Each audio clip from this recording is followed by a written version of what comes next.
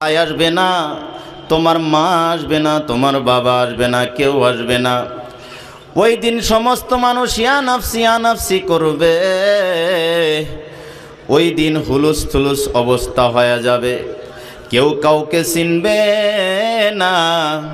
কারো কারো ওই হাসরের ময়দানে আঁটু পর্যন্ত ঘাম হবে, কারো কোমর পর্যন্ত, কারো আবার গলা পর্যন্ত, কারো আবার ঘামের মধ্যে হাবু ডাবু খেলবে রে যুবক।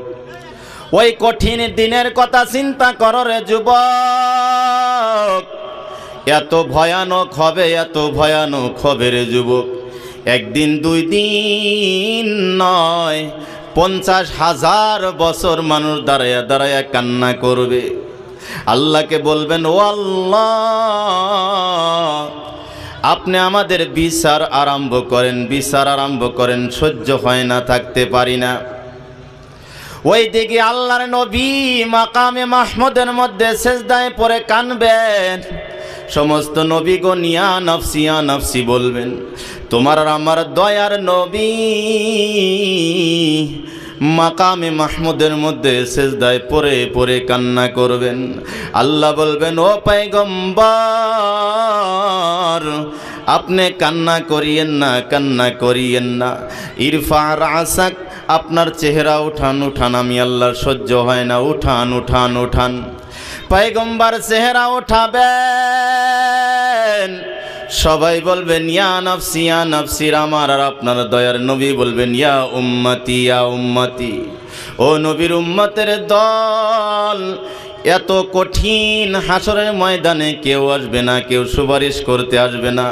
দয়ার নবী বললেন, আমি ওই সমস্ত উম্মতের অতি নিকটে চলে যাব, তাদের অতি ঘনিষ্ঠ হয়ে যাব, যারা পৃথিবীর জমিনে আমি নবীর উপরে যারা বেশি বেশি বেশি বেশি দরুদ ও সালাম পড়েছিল, আমি নবী কঠিন কিয়ামতের দিন তাদেরকে চিনে চিনে বাছনি করে করে আমি সুপারিশ করে তাদেরকে জান্নাতে প্রবেশ করায় দিব। কোন সুবহানাল্লাহ। ও যুবক, সেই আখিরি নবীর উপরে দরুদ ও সালাম পড়তেই হবে, হবে না নাই? কেননা কঠিন কিয়ামতের দিন কেউ আসবে না, ওই মায়ার নবী আসবে, ওই মায়ার নবী আসবে। ও নবীর উম্মতের দল, আসো আসো, অল্প টাইমের জন্য এখানে বসো, এখানে বসে নবীজির উপরে একবার দরুদ ও সালাম পড়ো। সেই আখিরি নবীর উপরে একবার মোহাব্বতে আমরা দরুদ ও সালাম পড়ে নেই। সবাই পড়েন সাল্লাল্লাহু আলাইহি ওয়াসাল্লাম। আরো একটু আওয়াজ দিয়ে বলেন সাল্লাল্লাহু আলাইহি ওয়াসাল্লাম। কেন বলতে চান না? যেই নবী আমাদের জন্য কত কষ্ট করেছেন, যেই মায়ার নবী যার ইতিহাস খুললে চোখের পানি চলে আসবে, যেই নবী অন্য নবীদের মতো নয়, যেনার জন্মের আগের থেকেই তেনার সুসংবাদ। কোন সুবহানাল্লাহ। ও যুবক, ভালো করে শুনে রেখে দাও, নবীর সুসংবাদ নবী আসার আগের থেকেই নবীর মায় হযরত আমিনা পেয়েছিলেন। কে পেয়েছিলেন বলেন? নবীর মায়ের নাম বলেন তো কি? নবীর মা হলো আমিনা। হযরত আমিনা নবী যখন পেটে যেই দিন আসছেন ওই দিনের কথা বর্ণনা করলেন। ও যুবক, এত নামি দাবি নবী আমরা পেয়েছিলাম, যদি সো দেখি নাই ওই নবীর তো উম্মত হতে পেরেছি, ঠিক কিনা নাই? ওই মায়ার নবী যখন হযরতে আমিনার পেটে যেই দিন আসছিলেন, হযরতে আমিনা বলতেছেন, যেই রাত্রে আমার পেটে নবী আসলেন ওই রাত্রে আমাকে 12 জন নবী আমাকে সালাম করেছিলেন। কোন সুবহানাল্লাহ। হযরত আব্দুল মুত্তালিবের ঘটনা ভালো করে শুনে রেখে দেন। হযরতে আব্দুল মুত্তালিব একদিন হযরতে আমিনাকে পুত্রবধূকে ডেকে ডেকে বলে, ও পুত্রবধূ, আমি আরবে কোনো জায়গায় ঘুরতে পারি না, আমাকে লানত করে, আমাকে নান্নত দেয়। বলে কেন? যার স্বামী নাই সে কেন খুশবু লাগায়, সে কেন আতর লাগায়?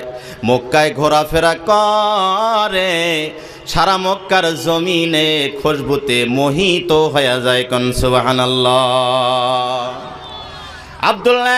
আব্দুল মুত্তালিব একদিন পুত্রবধূ আমিনাকে ডেকে ডেকে বললেন, ও আমিনা, তুমি কি খুশবু ব্যবহার করো, তুমি কি সেন্ট ব্যবহার করো? আমাকে মানুষের শিকায়ত করেছে, কেননা যার স্বামী নাই আরবের দস্তুর নিয়ম ছিল সে খুশবু ব্যবহার করতে পারবে না। হযরত আমিনা বললেন, ও আব্বা, আমি তো কোনো খুশবু ব্যবহার করি না, কোনো আতর ব্যবহার করি না। বলে, কোত্থেকে তোমার খুশবু বের হয়? আমিনা নিজেও বলতে পারে না কোত্থেকে খুশবু বের হয়, কোত্থেকে সেন্ট বের হয়। আব্দুল মুত্তালিবের স্ত্রী বলে, ও পুত্রবধূ, তুমি যখন বাথরুম থেকে, তুমি যখন গোসলখানার থেকে বের হও, তোমার গোসলখানায় এত খুশবু হয়, খুশবুর জন্য মনে হয় বাতাসগুলো ঢেউ খেলে। ও আমিনা, কি খুশবু ব্যবহার করো, একটু খুলে বলো। হযরত আমিনা বললেন, ও আম্মা, আমাকে বলার জন্য আপনি বাধ্য করলেন, কোথায় থেকে খুশবু আসে? এই খুশবু আমার না, এই খুশবু আমার পেটে যেন কে এসেছে, পেটের মধ্যে থেকে খুশবু বের হয়। আমি আমিনা যখন থুতু নিক্ষেপ করি খুশবুতে মোহিত হয়ে যায়। ও আম্মা, যদি বিশ্বাস না করেন, আমার ঘরে একটু যায়া দেখেন, আমার ঘর কত খুশবু। হযরত আমিনা বলে, শুধু তাই নয়, শুধু এখানেই শুধু শেষ নয়।